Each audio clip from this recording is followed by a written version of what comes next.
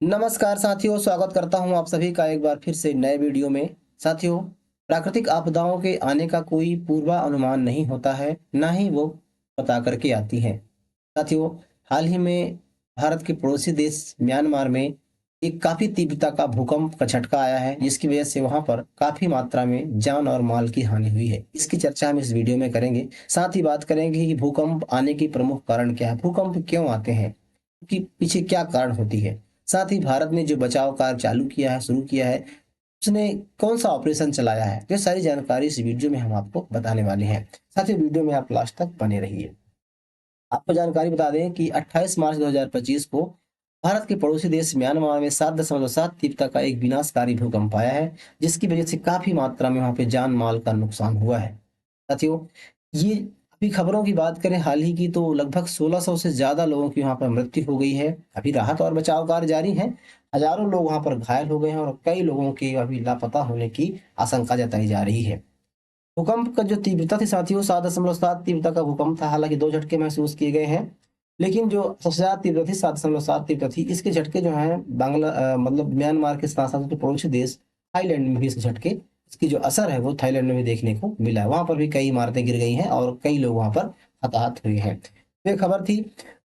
अब बात करें कि म्यांमार की संकट की घड़ी में बात स्वाभाविक सी बात है, भारत ने अपने बचाव कार्य को शुरू कर दिया है। साथ ही अंतर्राष्ट्रीय समुदाय की तरफ से भी, चाहे वो चीन हो, बड़े-बड़े देश चीन हो, भारत हो या फिर अमेरिका हो, रूस हो, इस प्रकार से बड़े-बड़े देशों ने भी आर्थिक सहायता देने की बात कही है और बचाव कार्य को भी वहाँ पर शुरू कर दिया है। बड़ी-बड़ी संस्थाएँ चाहे डब्ल्यूएचओ हो या फिर यूएनओ हो, इन्होंने भी अपने बचाव कार्य और आर्थिक पैकेज देने की घोषणा की जा रही है। साथियों, इसी क्रम में बात करें तो भारत ने अपने 118 सदस्यीय टीमों की एक टुकड़ी को वहाँ पर उन्होंने उतार दिया है और साथ ही उसका नाम ब्रह्मा दिया हुआ है।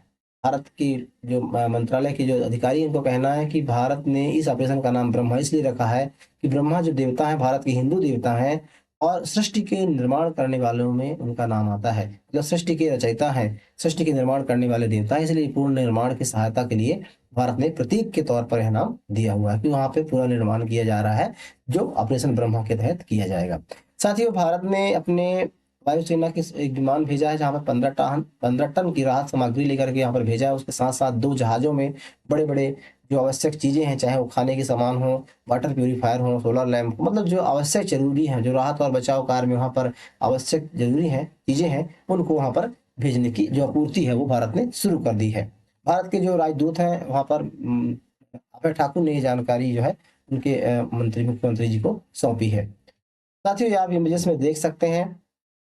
ये तो रही खबर के बारे में। अब आपको बता दें कि म्यांमार में भूकंप कैसे आए, यूँ कहें कि म्यांमार में भूकंप क्यों आते हैं। साथियों, इसकी गति को समझने के लिए सबसे पहले आपको हम पृथ्वी की संरचना के बारे में बताएँगे। आपको बता दें कि भूकंप पृथ्वी में, मतलब भूमि के जो ऊपरी भाग में जो कंपन होता है, जिससे जनमाल हानि होती है, भूकंप की धरती के 2 हिस्से अचानक एक दूसरे के ऊपर खिसक जाते हैं। इसकी सतह से हम खिसकते हैं, उसे फॉल्ट या फॉल्कन पेन कहते हैं।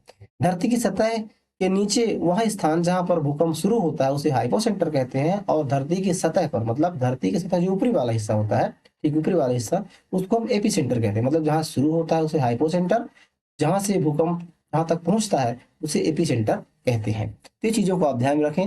आपको बता दें कि पृथ्वी की संरचना, आपको बता दें पृथ्वी की संरचना किस प्रकार से होती है। ये पृथ्वी आप देख सकते हैं, पृथ्वी गोलाकार होती है। पृथ्वी इस प्रकार से, आप प्याज को कट करके देख सकते हैं, बीच से काटते हैं तो किस प्रकार से संरचना मिलती है, परत दर परत उसमें होती है। उसी क्रम में पृथ्वी को भी 4 परतों में बाँटा गया है। पृथ्वी को काटने के बाद 4 परतों में बाँटा गया है। जो ऊपरी वाला हिस्सा होता है तो लिथोस्फीयर कहते हैं, स्थल मंडल कहते हैं। उसके बाद मतलब जो लिथोस्फीयर क्रस्ट होता है, इसे क्रस्ट कहते हैं, स्थल मंडल कहते हैं। क्रस्ट से लेकर के और 2900 किलोमीटर तक की दूरी को हम मेंटल के नाम से जानते हैं। मेंटल एक परत होती है। साथ ही इसी परत में बड़ी-बड़ी चट्टानें होती हैं, बड़ी-बड़ी प्लेटें होती हैं, जिनको हम इनका प्रमुख कारण मानते हैं। उसके बाद का जो पार्ट होता है, अगले जो भाग होता है, आउटर आउटर कोर कहते हैं। आप इमेजेस में देख सकते हैं आउटर कोर को। ये लिक्विड फॉर्म में होता है, यहाँ पर गर्म तरल पदार्थ बहता रहता है। और उसके बाद बात करें तो जो इनर कोर होता है, उसमें सॉलिड फॉर्म होता है, सॉलिड फॉर्म में यहाँ पे होता है। साथियों, भूकंप का जो प्रमुख कारण होता है, जैसा कि आपने खबर होगा, सुना होगा कि टेक्टोनिक प्लेटों के आपस में टकराने की वजह से भूकंप आते हैं। जो टेक्टोनिक प्लेटें होती हैं, ये मेंटल वाले भाग में पाए जाते हैं। आप इमेजेस में देख लें, आपको बता दें कि जो ऊपरी हिस्सा होता है वो अलग होता है, जो अंदर की संरचना होती है वो अलग होती है। जैसे आप देख सकते हैं कि ये प्लेट्स में आप देख सकते हैं, यहाँ पे आप स्ट्रक्चर देखेंगे तो ये इंडियन प्लेट्स, इंडियन की मैप यहाँ पर है, ये इंडिया की मैप ये है, ये आप देख सकते हैं, यहाँ से इंडिया का मैप है। ये जो पूरा, लेकिन जो ये पूरा पार्ट होता है ये इंडियन प्लेट्स होता है, इंडियन प्लेट्स कहलाता है। ठीक इसी प्रकार से बात करें तो जो यूरेशियन प्लेट होता है, जैसे कि आप देख सकते हैं यूरेशियन प्लेट का जो एरिया होता है यहाँ से लेकर के ये पूरा ये यूरेशियन प्लेट फैला हुआ है। ये मेंटल की संरचना बताई जा रही है, ये भूप्रपटीय संरचना नहीं है, ये मेंटल की संरचना है। जैसे बात करें तो अफ्रीकन प्लेट, ये अफ्रीकन प्लेट आप देख सकते हैं, पूरे अफ्रीकन में जो महासागर आते हैं, महासागर भी आते हैं कुछ स्थानों पर, स्थल मंडल भी जहाँ पर जीवन भी निवास करता है, इस प्रकार से आप स्थिति ऑस्ट्रेलियन प्लेट, ये पूरा ऑस्ट्रेलियन प्लेट कहलाता है, इसमें कई सारे सागर्स भी आते हैं और स्थल इस प्रकार से। तो मतलब ये आप प्लेटों में प्लेट्स देख सकते हैं। ये प्लेट्सों की संरचना, प्लेट्सों की जो प्लेट्स होते हैं गतिमान होते हैं, इन्हीं की टकराने की वजह से, आपस में टक्कर होने की वजह से भूकंप आता है। ये जो म्यांमार में भूकंप आया है मैं आपको बता दूं, जिसे देख सकते हैं आप, म्यांमार में दो प्रमुख टेक्टोनिक प्लेटों इंडियन प्लेट्स और यूरेशिया प्लेट्स की सीमा पर स्थित है एक स्थान है जिसे संगाइंग फॉल्ट कहा जाता है। आपको बता दें कि इंडियन प्लेट्स और यूरेशियन प्लेट की सीमा पर एक स्थान है, ये संगाइंग फॉल्ट कहा जाता है। इन प्लेटों गति के कारण म्यांमार में भूकंप आता है। इसे आप देख सकते हैं, ये इंडियन प्लेट्स हो गए, मैंने आपको बताया इंडियन प्लेट्स हो गए, और ये होता है ये पूरा जो आप देख सकते हैं ये यूरेशियन प्लेट्स है, ये यूरेशियन। इसी के बीच में एक संगाइंग फॉल्ट होता है जहां पर म्यांमार बसा हुआ है, आप मैप पे देख सकते हैं, ये देखिए ये इंडिया हो गया, इसी म्यांमार में आप देख सकते हैं ये म्यांमार बसा हुआ है, इसी जगह पर संगाइंग फॉल्ट पर भी यहाँ पर भूकंप आया है। आपको बता दें कि जो एक ये अध्ययन के प्रोफेसर, जो भूविज्ञान के विशेषज्ञ हैं, उनका कहना है कि जो इंडियन प्लेट्स होती हैं उत्तर दिशा में और यूरेशियन प्लेट दक्षिण दिशा में खिसकती हैं। मतलब आप देख सकते हैं जो इंडियन प्लेट्स ये है उत्तर दिशा में, ये ऊपर की ओर जाती हैं, और जो यूरेशियन प्लेट है ये नीचे की ओर खिसक रही हैं। इन्हीं के बीच, दोनों के बीच जो टकराव होता है, टकराव होने की वजह से ये भूकंप अभी आप जो म्यांमार में आया हुआ है, इन्हीं टकराव होने की वजह से भूकंप आया हुआ है। तो अभी जो वर्तमान में भूकंप है, इसके आने का प्रमुख कारण यही है। आपको बता दें कि पृथ्वी की संरचना, जैसे मैंने आपको बताई, ये जो संरचना है इससे भूकंप आने का प्रमुख कारण यही है कि जो प्लेटें होती हैं, प्लेटें चूंकि खसकती क्यों है, प्लेटें गतिमान होती हैं, और सबसे एक कारण ये भी है कि प्लेटें गतिमान होती हैं, दूसरा कारण ये भी है कि जो ये पार्ट होता है कोर का, इसमें गर्म तरल पदार्थ भरा होता है, ये इसकी इतना गर्म होता है, इतना गर्म होता है कि इसकी गर्मी की वजह से ये ऊपर की ओर जाता है, और ऊपर जाने से जहाँ जो ठंडी होती है, क्योंकि जो पार्ट होता है कुछ ठंडा हो जाता है, यहाँ पे गर्म होता है, तो ये गर्म होने की वजह से ये ऊपर की ओर चढ़ता है और वापस आता है, यहाँ टकरा करके वापस आता है। इनके टकराने की वजह से भी ये प्लेटें जो हैं आपस में टकराती हैं और भूकंप का कारण बनती है। तो ये प्रमुख से आप देख सकते हैं, इनको आप इमेज के माध्यम से समझ सकते हैं, ये टकराते हैं और टकराने की वजह से यहाँ पे भूकंप पैदा होते हैं। तो मैंने आपको जानकारी बताई। अब बात करें कि भूकंप बार बार क्यों होता है। साथियों, जो म्यांमार की स्थिति है वो इंडियन प्लेट्स और यूरेशियन प्लेट्स के बीच में है। और जैसा कि मैंने आपको बताया कि एक लंदन विश्वविद्यालय के जो एक्सपर्ट है उनके द्वारा अध्ययन में पाया गया है कि वहाँ बार बार भूकंप आने का प्रमुख कारण ये है कि जो इंडियन प्लेट्स है वो उत्तर की ओर खसकती हैं और यूरेशियन प्लेट दक्षिण की ओर खसकती हैं। इन दोनों खसकने की वजह से वहां पर बार बार भूकंप आते हैं। उस एरिया में बहुत सारे, सुमात्रा द्वीप हो गए, इंडोनेशिया वाले एरिया में आता है, तो ये जो एरिया है ये इसी द्वीप में आते हैं और यहाँ से भूकंप आने के चांसेस बन जाते हैं। तो ये थी जानकारी साथियों। आपको बता दें, ये आप जैसे देखते जो अभी वर्तमान में भूकंप आया कुछ इस प्रकार से, ए नंबर का जो इमेज है इस प्रकार खसक है, मतलब ये जो भूकंप है, ये जो इंडियन प्लेट हो गई ये ऊपर खसक गई है और जो यूरेशियन प्लेट है वो नीचे की ओर खसक गई है, इसकी वजह से ये भूकंप आया हुआ है। साथियों, भूकंप की तीव्रता को मापने के लिए रिक्टर पैमाने का प्रयोग किया जाता है, और भूकंप की जो अध्ययन है, भूकंप संबंधित कोई भी जानकारी है, भूकंप के अध्ययन को सिस्मोग्राफ कहते हैं। सिस्मोग्राफ से हम अध्ययन करते हैं, सिस्मोग्राफी इसके अध्ययन को सिस्मोग्राफी कहते हैं। उसकी अलग अलग तीव्रता होती है, भूकंप की जितनी ज्यादा तीव्रता होगी उतने ज्यादा नुकसान पहुंचाएगा। जैसा कि आप देख सकते हैं, जिसमें 0.19 की तीव्रता को सिर्फ सिस्मोग्राफ पढ़ सकता है।